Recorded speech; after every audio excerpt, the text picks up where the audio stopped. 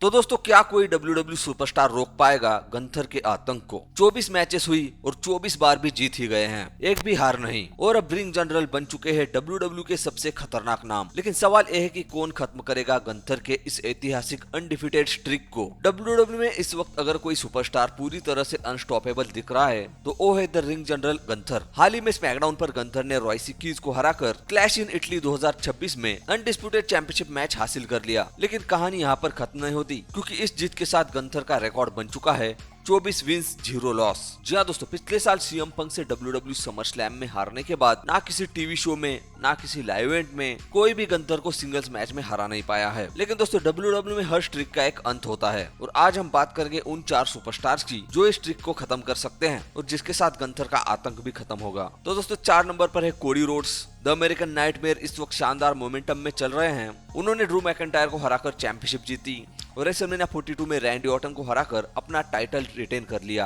अब clash in Italy 2026 में Cody Rhodes का सामना होने वाला है सीधे गंथर से। ये सिर्फ टाइटल मैच नहीं होगा, ये होगा ईगो, डोमिनेंस और लेगेसी का युद्ध।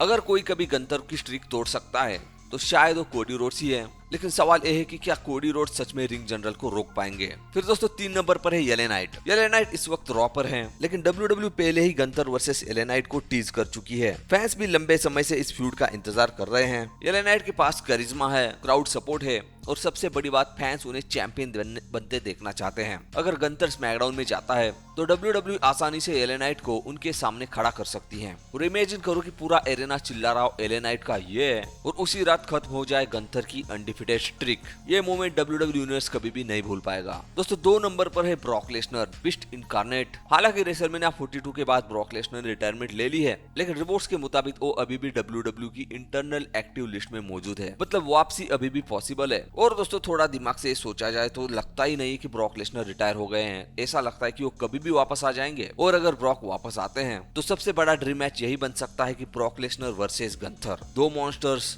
2 डिस्ट्रॉयर्स, लेकिन विनर सिर्फ एक होगा। गंथर ने जॉन सीना को, गोल्डबर्ग को, एजे स्टाइल ऐसे लेजेंड्स को रिटायर तो कर दिया है, लेकिन ब्रॉक लेसनर एक अलग लेवल का बिस्ट है। अगर कोई ताकत के दम पर गंथर को हरा सकता है तो है ब्रॉक लेसनर। फिर दोस्तों हमारे लिस्ट में 1 नंबर पर आते हैं Randy Orton, the legend killer. Randy Orton इस वक्त WWE से गायब है, लेकिन फैंस जानते हैं कि जब वाइपर लौटता है तो केओस लेकर ही आता है। गंथर और रैंडी ऑर्टन की हिस्ट्री पहले से ही काफी ज्यादा हिटेड रही है। बैश इन बर्लिन 2024 में गंथर ने रैंडी ऑर्टन को हराया था, लेकिन अब सिचुएशन अलग है। अगर गंथर क्लैश इन इटली में कोडी रोड्स को हराकर चैंपियन बन जाते हैं तो रैंडी ऑर्टन की वापसी सीधे उनके खिलाफ हो सकती है। और सोचो इस स्टोरी लाइन को, legend killer versus career killer हो जाए। यानी कि एक तरफ रैंडी ऑर्टन जिसने लेजेंड्स को खत्म करने से अपना नाम बनाया है, और दूसरी तरफ गंथर जो लेजेंड्स को रिटायर कर रहा है। ये राइवलरी WWE की सबसे बड़ी फ्यूड में से एक बन सकती है, और शायद यही वो आदमी हो जो आखिरकार खत्म करे गंथर की 24 और 0 की स्ट्रीक। तो आपके हिसाब से कौन तोड़ेगा गंथर की undefeated streak? Cody Rhodes, LA Knight, Brock Lesnar या फिर रैंडी ऑर्टन? कमेंट करके जरूर बताएं। Thanks for watching,